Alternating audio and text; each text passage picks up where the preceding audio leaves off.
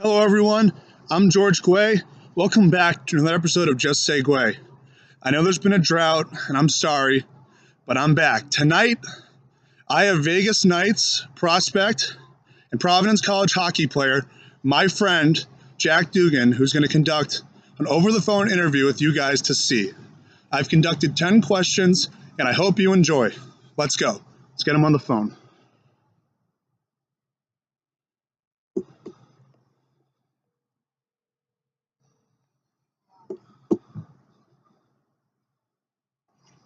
Hello. Jack, how you doing, my man? Hey, what's up, George? Good. Thanks for coming on. Yeah, no problem at all. Yep. So obviously you're new to the show for the viewers, so I'd like you to introduce yourself. Where are you from? Your school major, maybe your position on the team, information that people would want to hear.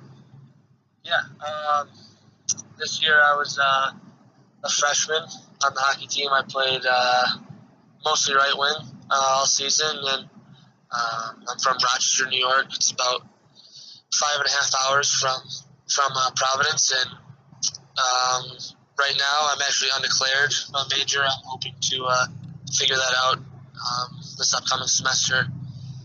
But as of now, I'm undeclared. I'm kind of floating around from class to class, what I like and what I don't. Okay, that's good information to hear. Thank you. So obviously your first season here, no denying it was a great one. You succeeded. The team succeeded. What are some of the takeaways that you have that can go into next season?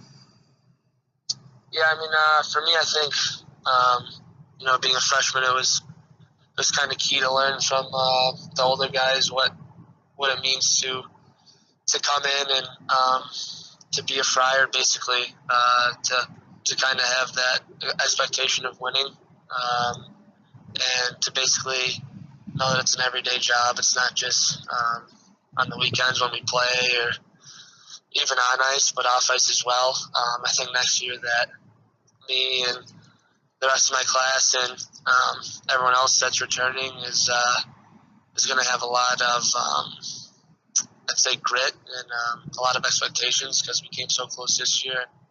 Fell a little bit short, but I know I'm determined to take the team, and everyone else is determined to take the team back to where we were this year and hopefully win the whole thing. Yeah, I think I would definitely love that too as a senior fan. Now, obviously, if I asked you what did you want to happen as a team, you'd say win the national championship. Was there anything that you want? Is there anything that you want to happen that didn't happen this year that you think you might have missed out on? Yeah, I mean the Hockey East championship as well. In my opinion, we were the best team in Hockey East. Got bounced early to BC. I don't know what it was with them this past season, but kind of felt like every time we played them, they treated it as a playoff game, and we always seemed to start slow. So that 3-game series was definitely a bummer. I know I was really upset about it. I know the whole team was really upset about it. Obviously, like you said, to win a national championship, but the Hockey East as well. And next year, I think that's a pretty big goal, personally for me as well, and I would say for everyone else on the team to kind of make the first step on the way to a national championship, which is winning Hockey East. So. Yeah, I totally agree with that. Now, it could have been Scott Conway or Casper. I know one of them said this at some point during the season. In terms of going to the Frozen Four, they felt that like you guys had a team that could do that when you guys played UMass Lowell, and that's home and home series, and they were one of the top teams in the nation. Was there a moment when you realized that, well, we could actually do this? Yeah, I mean, it might be because I didn't know any better, but coming into the season, I thought that. I'm pretty sure I told some reporter early on in the season, I think back in October, kind of asked a similar question. I said my expectation was to win a national championship with the team that we had, and you saw how close we came to it. And I mean, we were 8 minutes away from going to the national championship game. So I think that at the beginning of the season, the whole reason I wanted to go to Providence was to win. I know that's my expectation. I know it's everyone else in the program's expectation is to win. So. I mean, a defining point.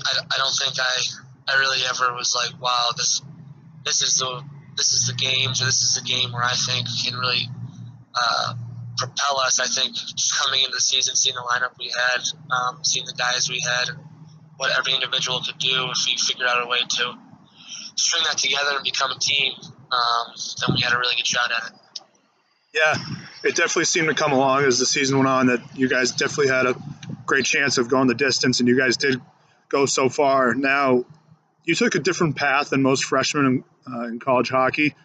You did a few years with Northwood, and then you did a year with the Steel. Do you think that being older than most of the freshmen in Hockey East, do you think that helped you with your success, just being bigger and stronger than most kids? Yeah, it was a bit of an untraditional path. I mean, I stayed in my high school in my hometown through my junior season. Which high school was that? It was McQuaid Jesuit. Okay, yes. The kid in my grade, Austin Nasca, played there. Yep. Yeah, I was on his team. Okay, yeah. We played high school hockey together. We won a state championship, and I was going to leave after my sophomore season, but we lost in the state championship, so I needed to go back to kind of get that under my belt until I felt ready to move on. Like you said, I went to Northwood, graduated from there, had a great experience. And the Steel, and basically throughout my career, I've been told by the people I trust the most that it's not a race, and a lot of the guys that treat it that way don't end up succeeding as much as maybe some other guys did. I mean, you kind of saw it in Hockey East this year with a lot of quote-unquote highly touted freshmen that were 18, 19 coming into Hockey East, and they had a disappointing season. So for me, I thought it was important to fully trust the level I was at and dominate the level I was at until I moved on to the next one. And I think it was a good decision at the time, and I think it helped me out a lot this season and hopefully in the future as well. Yeah, I definitely agree. It did help you out. So in my time at Providence College, the most talked about class has been you guys coming in since the Jankowski class with Gilmore and Parisi. Now, I wasn't here when they came in, so I don't know what the buzz was. But rightfully so, you guys definitely earned to have a lot of noise around you guys. And you came in, you and Jay were high draft picks. Can you elaborate how big of an impact the other freshmen had that, may have not been noticed as much in the beginning because of their profile coming in, like Tice Thompson, who really was one of the best players in the tournament at the dunk, and you had the Koopman brothers and Mike Callahan, who really established himself as a strong defenseman that this team can rely on for years to come. But I don't think that many people saw that coming. Yeah. I mean, if you ask me, I'd put my class up against anyone in history of the school. I don't know if any of the guys in the other classes are going to hear this. I might get some grief for it, but it's true. I mean, I put my class up against anyone else in school history, and I think that you can see that this year. Obviously, we had a couple guys leave in the fall, pretty much before they even started playing.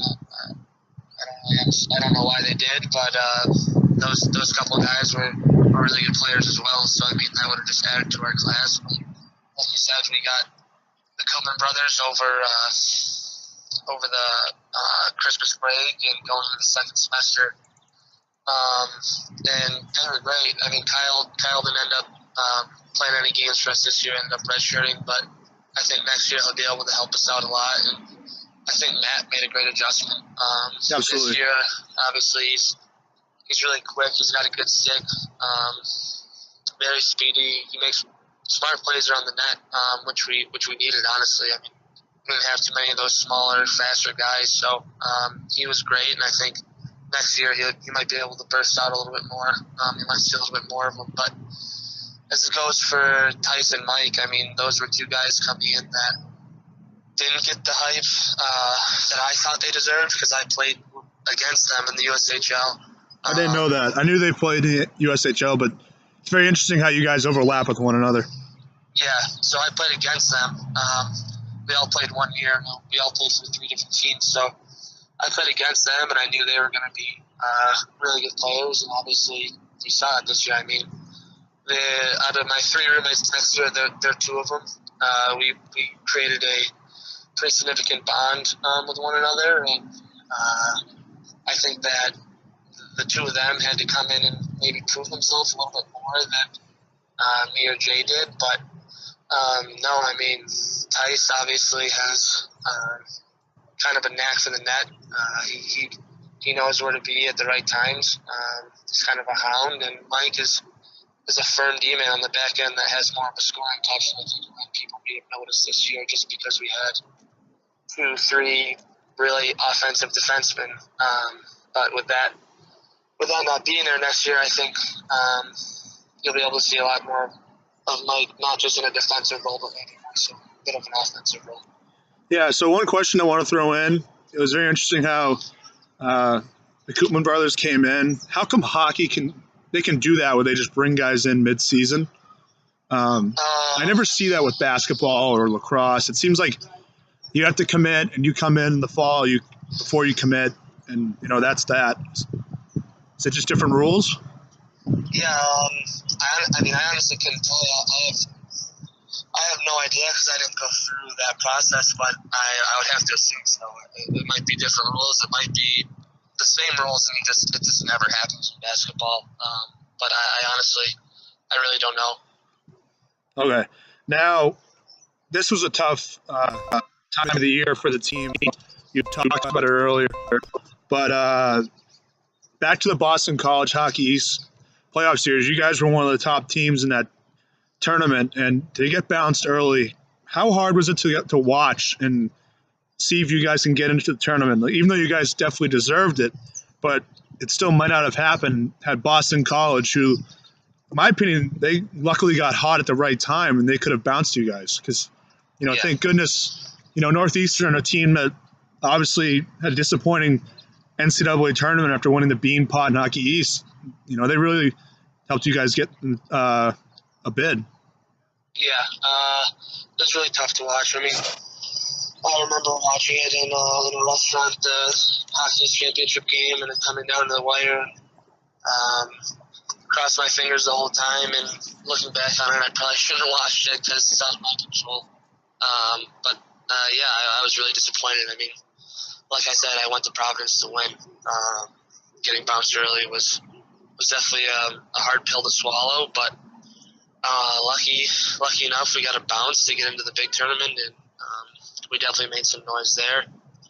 But it was difficult. Boston College definitely got hot at the right time. They had a disappointing season, and it just goes to show you that college hockey, pretty much anything can happen. So you can never doubt their coach either. Yeah, I mean, that guy's been around. He's been in that rodeo probably 10 times. Yeah, he's been around for forever. He knows how to handle every different situation. Yeah. So he must have geared him up for something, and they were able to squeak out by us and win that one game in the semifinals to get to the championship. So. Yeah, I'm going to admit, as a fan, I'm sure you guys felt it too, but obviously a lot more harder because you play year-round with this team. But when Boston College took down UMass, who I thought was invincible, maybe the UMass, none of those guys had ever stepped foot in TD Garden, like with the Bean Pot, and that was their first real successful season. But, I mean, I think that was the scariest part of the whole tournament as a fan when they beat UMass. It was difficult to watch. But anyway, so I went through this earlier in college, watching Nick Ellis leave because he was such a great goalie. Even the people who were before me, when John Gillies left, they were wondering who's going to fill the void. And Nick Ellis stepped up. He did great. He was one of the top goaltenders in Hockey East. And then we went through this again as fans where he left and we're saying, well, we didn't see a lot of hate in hockey, but how good is he going to be? And he's arguably the greatest goalie to ever come to our school in terms of what he's accomplished in the net. Can you provide some information on the goalies and how good they are? Because fans just didn't see a lot of them in action this year. I know we saw Gabe in the Brown game. He did great, but other than that, not too much. Yeah, I mean, Gabe is he's put 2 years in to be the backup, and he's been great about it. I mean, he's the nicest kid on the team. He's the most approachable person you could ever ask for. always has a smile on his face. And, he knew his role. I mean, he knew he was behind Hawk. So I think next year he's definitely confident a bit to get a chance to be the starting goalie. I mean, obviously I practice with Gabe every day, and he's a great goaltender. He wouldn't be at the school if they didn't think so. He's 6'4", 6'5". Oh yeah, he's definitely taller than me. I see him around a bit. He's a tall dude. Even taller on skates. I mean, there's not much net to shoot at. So he's a challenging goaltender to beat.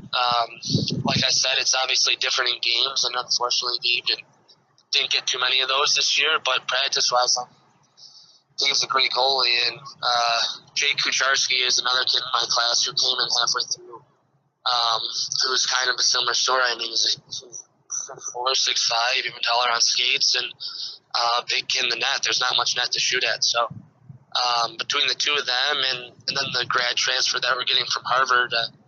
I didn't know about that. Yeah. There's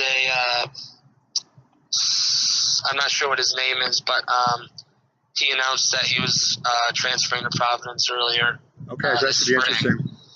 So the three of them, I mean, I think we have a really good kind of a three-headed monster. I mean, one of them's gonna come out on top. I mean, I love Jake and I love Gabe, and I'm hoping to see what this other kid does. But I mean, even whoever the starting role gets deemed as, if for any reason the backup needs to go in or whoever gets hurt, it should be pretty steady with the three of them. Yeah, and who knows? I mean, obviously I'm not the coach, and you know more about me, but maybe it could be like the Bruins, how they really play. Obviously, it's Tuukka Rask, but they play the hot hand. Yeah, exactly. It could be a blessing. So that could definitely. It's kind of a scenario where it's never a bad thing to have too many good players, too many good goalies. So yeah. So obviously, given your talent and from what I've seen your first year, I know that you definitely had a lot of options where you could play, especially someone from New York, and you're very far up in New York. Yeah. You could have stuck around, but what drew you to come to Providence College? Even far away. Obviously, it's the top league in college hockey, and you've been one of the most successful teams. Casper even said in his interview that he thinks we're the hottest program in the nation. I just want to know what made you make your decision. Yeah. I mean, the coaching staff, honestly, and especially at the time, Scott Bork was with them, and this year, Ron Rolston kind of took that over and replaced him. And I mean, I would say I was kind of bummed that I didn't meet Coach Rolston back then, but now, I mean, he just adds to the coaching staff. So that was kind of my biggest reason. The second biggest reason was I wanted to play for a school in hockey that wasn't one of the Boston schools. For whatever reason, I really didn't want to go to either of those schools. I knew truthfully just didn't really like. I didn't really want to be part of that culture. I kind of wanted to go somewhere that everyone kind of gets a fair shot. If you're good enough, you're good enough. It's not really a precedent on if you're drafted in the first, second, or third round. It's pretty much like you said, the hot hand plays. So who's ever the best of the best gets a chance. And I kind of want to make a name for myself there. And at the time, I think Providence won their first national championship. And like 2 days later, I got a call from Nate Lehman. He was the first D1 coach I had talked to, and I was 15 at the time. Wow. So I kind of felt a bit of a loyalty to that. I obviously, like you said, went around and looked at a number of different schools. I kind of always found myself getting pulled back to Providence. So I just wanted to – I knew they had a culture of winning, and I knew I could help contribute to that. So that's ultimately the reason why I came to Providence. Okay, good to know. So speaking of recruiting – obviously if you go to Providence, BC, BU, or some of these other schools outside, North Dakota, the hockey culture and how good the teams are, it's obviously got to be relatively the same with the hockey experience. But if you were walking around campus and Coach Lehman said, why should this kid come here other than hockey? Like, what are you going to tell the kid that shows off Providence College? I would tell him that what happens at Providence is actually not as maybe fairy tale as you hear from those other kind of schools. I mean, those other schools are, you hear like the kids, they don't have to go to class, they act however they want. They're known as just the hockey kids, so they kind of get away with everything. But for me, I mean, and for the whole team, it's not that way at Providence. We pretty much have to go to class every day. We're held accountable for how we look, how we act, how we treat other people. It's kind of a 24/7 job, or a 24/7 kind of person that you should be. And I would tell the kid straight up that that's how it is, and there's no wiggle room around it, and that's how it's going to be if you come. And on top of it, I mean, every day what we're trying to do is build to a hockey championship and a national championship. So if you're not ready to do that, then I don't think this would be the right school for you. And if you are, then it's the place for you. That's a good way to say it. I can definitely agree that you guys definitely treat every student as regular people and treat them equally and the same. That's a good thing. It definitely makes the fans more excited to be a part of it. Now, I always throw in a curveball with my guests, so I'm going to ask you one thing. So it's, for me in high school, it was probably 3 weeks after the season ended, but obviously with you guys, it's more of a grind. You guys got to watch film, lift, practice, a bunch of other things I probably don't know. When the season ends, when do you guys usually want to start up again, or when do they have you start up again, getting ready for the next season?